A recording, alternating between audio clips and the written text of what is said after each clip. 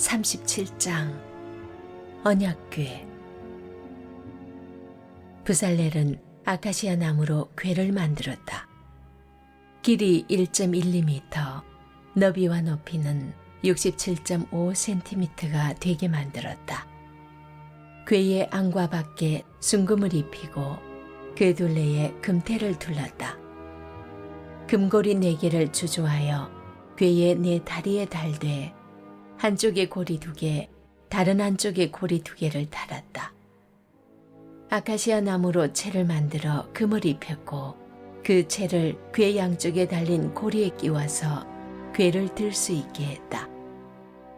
그런 다음 그는 궤의 덮개, 곧 속죄판을 순금으로 만들었는데 길이 1.12m, 너비 67.5cm가 되게 했다. 그는 두들겨 편 금으로 날개 달린 그룹 천사 둘을 조각하여 속죄판 양쪽 끝에 자리 잡게 했는데 천사 하나는 이쪽 끝에 다른 하나는 저쪽 끝에 자리 잡게 했고 천사들과 속죄판이 하나로 이어지게 했다. 천사들은 날개를 활짝 펴고 속죄판 위에 머무는 듯 보였고 서로 마주보며 속죄판을 내려다보는 것 같았다.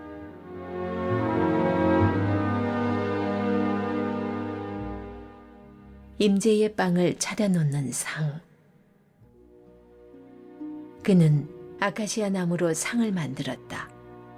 길이 90cm, 너비 45cm, 높이 67.5cm가 되게 하고 그 위에 순금을 입히고 그 둘레에는 금테를 둘렀다. 상 둘레에는 손바닥 너비만한 턱을 만들고 그 턱의 둘레에도 금테를 둘렀다.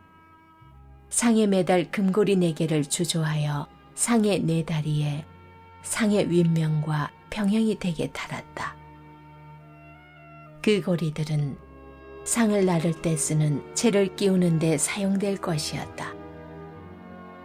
채는 아카시아 나무로 만들고 거기에 금을 입혔다. 이 채는 상을 나를 때 사용될 것이었다. 그는 상에 쓸 기구들, 곧 접시와 대접과 단지, 그리고 부어드리는 제물을 담는 주전자를 순금으로 만들었다. 등잔대. 그는 두들겨 편 순금으로 등잔대를 만들고 등잔대의 줄기와 가지와 잔과 꽃받침과 꽃잎이 모두 하나로 이어지게 만들었다. 등잔대의 줄기 양쪽에 가지 6개를 냈는데 한쪽에 3개, 다른 한쪽에 3개를 냈다. 가지에는 꽃받침과 꽃잎이 달린 감복숭아꽃 모양의 잔 3개를 얹었고 줄기에서 나온 가지 6개를 모두 그렇게 만들었다. 등잔대의 줄기에는 꽃받침과 꽃잎이 달린 감복숭아꽃 모양의 잔 4개를 만들어 달았다. 줄기에서 양쪽으로 갈라져 나온 가지 한 쌍마다 그 아래에 꽃받침을 하나씩 달았다. 두들겨 편 순금으로 줄기와 꽃받침을 포함한 등잔대 전체를 만들었고 전체가 하나로 이어지게 했다. 그는 등잔 7개와 심지 자르는 가위를 모두 순금으로 만들었다. 그는 약 34kg의 순금을 사용하여 등잔대와 그 부속 기구들을 만들었다.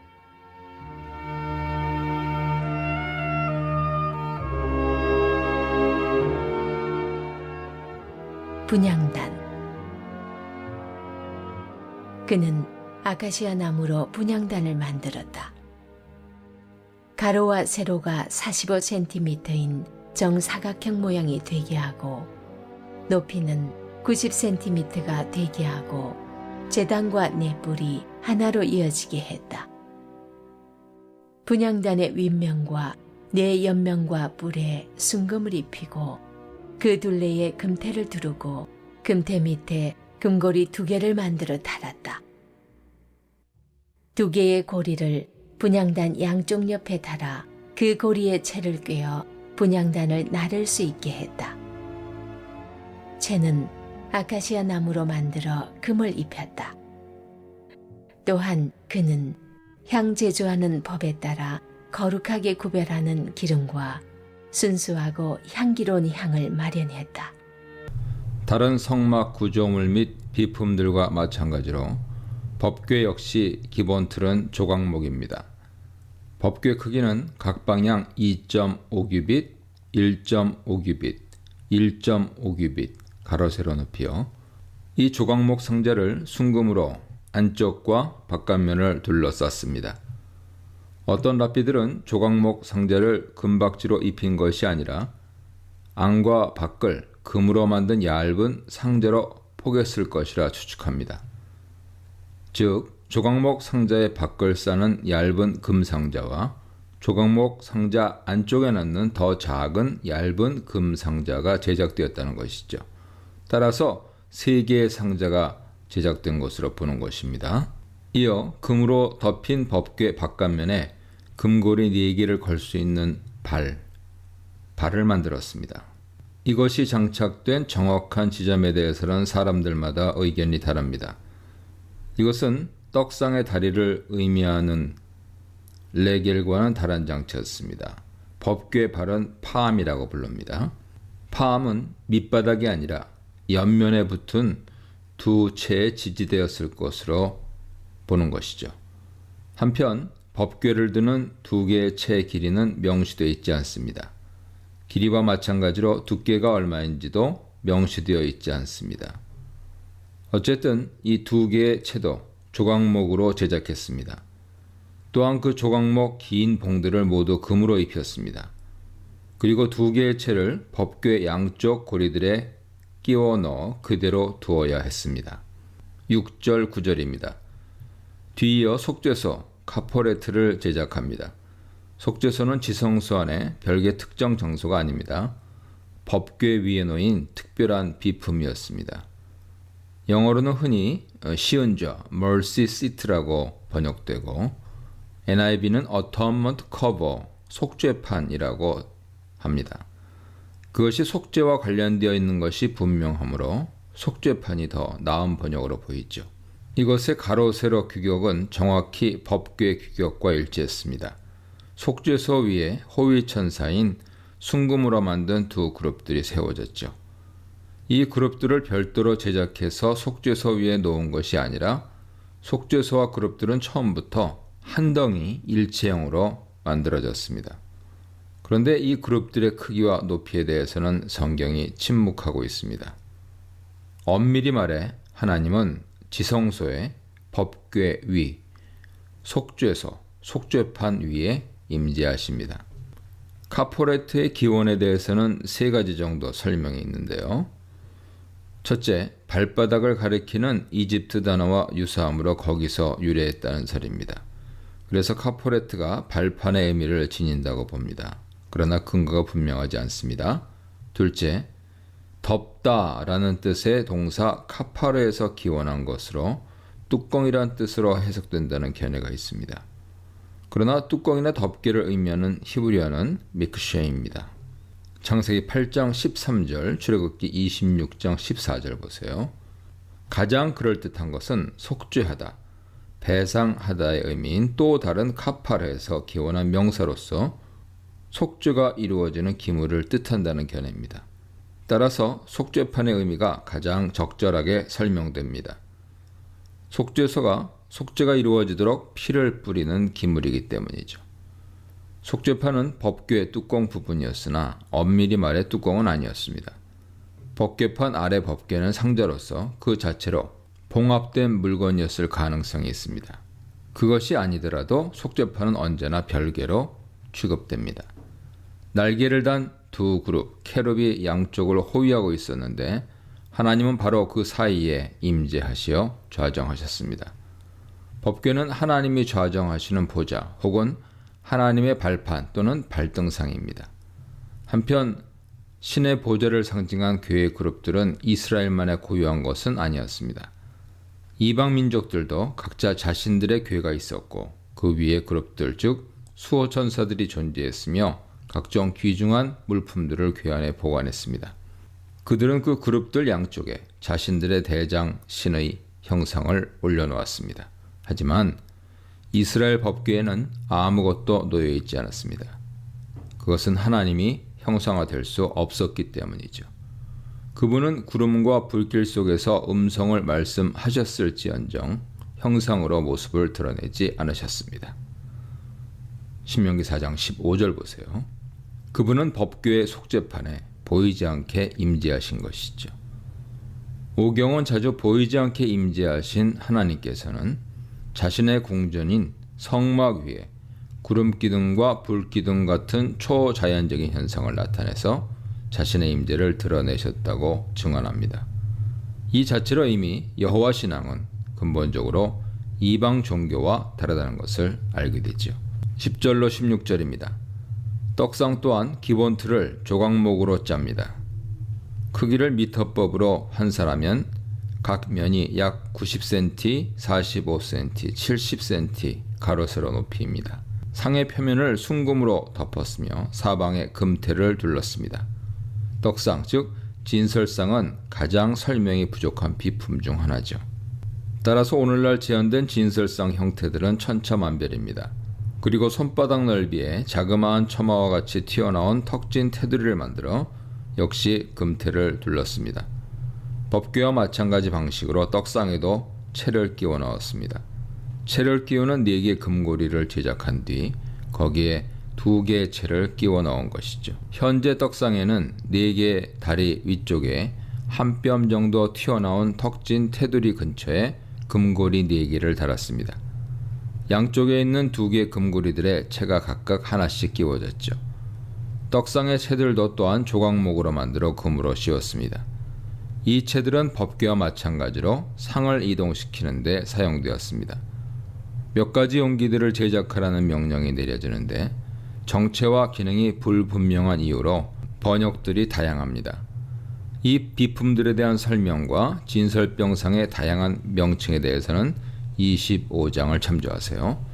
한편 진설병의 문자적인 의미는 얼굴의 떡입니다. 아마 얼굴이란 말은 떡상 앞에 하나님께서 임재해 계셨음을 의미했을 것입니다. 실제로 얼굴이란 단어는 직접 그 자리에 있는 것을 나타내는 용법으로 많이 쓰입니다. 창세기 3장 8절, 신명기 4장 37절, 이사야 63장 9절 보세요. 하나님께서 진설상 앞에 임재해 계심은 떡상의 예물을 기쁘게 받으시기 위함입니다. 떡상의 진설병을 어떻게 얼마만큼 만들어 언제 올려놓아야 하는지에 대해서는 레위기 24장을 참조하세요. 진설병은 12개를 만들어 2줄로 진열하는데 한 줄에 6개씩 놓았습니다. 각 덩어리의 크기는 10분의 2 에바, 즉 약 5리터의 건조량이었죠. 안식일마다 이 떡을 여호와께 진설했으며 이것이 이스라엘을 위한 것이요 영원한 언약이라는 말이 첨부되었습니다. 매 안식일에 새로운 떡들을 올리고 물린 떡은 제사장들이 먹었습니다. 그 떡은 일주일이나 지난 것이었지만 부패하지 않았던 것으로 보입니다. 일부 랍비들은 하나님의 초자연적 기적으로 떡이 일주일이나 되었어도 썩지 않았다고 주장합니다. 이 떡이 영원한 언약으로 명시된 것은 떡의 매우 중요한 기능을 시사합니다. 안식일마다 떡을 하나님께 바친 것은 하나님 앞에서의 언약의 식탁이 계속 진행된다는 것을 말해줍니다. 이 문단에서는 언약궤를 제작하다, 메고 다닐 수 있는 언약궤와 떡상에 대해 묵상해 보시기 바랍니다. 17절로 24절입니다. 등잔대는 법궤비 속죄서와 마찬가지로 일체형으로 만들어진 대단히 정교한 세공품입니다. 가운데 중심의 줄기가 받침대에서 올라와 양쪽으로 3개씩 격가지가 뻗어 나옵니다. 총 7개의 줄기가 세워지고 그 위에 등불 7개가 놓였습니다. 7개의 등잔 외에 등잔의 아래쪽에 각 분지마다 살구꽃 모양의 잔과 꽃받침과 꽃이 장식됩니다. 7은 분명 완전수를 가리키고 등잔의 불과 빛은 빛이신 여호와 하나님의 임재를 상징합니다. 앞서 36장에서 성막의 4겹 덮개 제작에서는 주어가 불분명해서 누가 그 일을 주도했는지 정확하지 않죠. 그 주어는 단수 그인데 ESV를 비롯한 영어 성경은 단수 그로 번역해서 모세임을 암시하고 NIV 같은 다른 영어 성경은 앞서 모집된 기술자들을 암시하는 그들로 번역합니다. 이 같은 현상이 나타나는 것은 히브리어 문법에서 흔하게 나타나는 비인칭 단수 주어의 경우 복수의 주어로 번역이 가능하고 수동태로 번역할 수도 있기 때문입니다. 반면에 앞선 법궤 제작에서는 그 책임자가 부살렐이고 그 이후의 주어 그는 NIV도 단수로 번역해서 그가 부살렐임을 분명히 지시합니다. 이것은 법궤 제작의 책임자가 바로 부살렐이었음을 말해주죠. 오늘 본문 37장 17절의 등잔대 제작 또한 그가로 시작됩니다. 그는 1절부터 등장한 부살렐이죠. 그가 법궤에 이어 등잔대와 이어지는 금향단의 제작자임을 알 수 있습니다. 이 물건들은 아무나 할 수 없는 놀라운 기술을 필요로 했기에 부살렐이 얼마나 뛰어난 세공 기술자였는지 알 수 있습니다. 그는 분명 이집트에서부터 이 분야의 명장, 최고의 기술자였을 것입니다. 하나님께서는 그의 기술력 위에 더 놀라운 지혜와 능력을 부여하셔서 신적 디자인이 된 법궤와 기물들을 만들 수 있게 하신 것이죠. 등잔대 7줄기 맨 위에 불을 켜는 등잔이 놓여 있고요. 그 외 작은 살구꽃 모양의 장식잔들이 3개씩 세공되었습니다. 장식잔들은 양쪽 6개 분지 각각에 3개씩 만들어졌습니다. 살구꽃 모양의 각각의 잔은 아래에 꽃받침과 꽃, 아마 작은 꽃봉오리들로 보이는데요. 꽃이 장식하고 있었습니다. 따라서 한 분지에 장식잔이 셋, 그 아래 꽃받침과 꽃봉오리들이 각각 한 세트를 구성했습니다. 그런데 가운데 기둥 줄기에는 장식잔이 4이었고 역시 그것들을 각각 장식하는 꽃받침과 꽃이 있었습니다. 맨 아래부터 3개의 잔에서 양쪽으로 3개의 가지가 연결되어 있었습니다.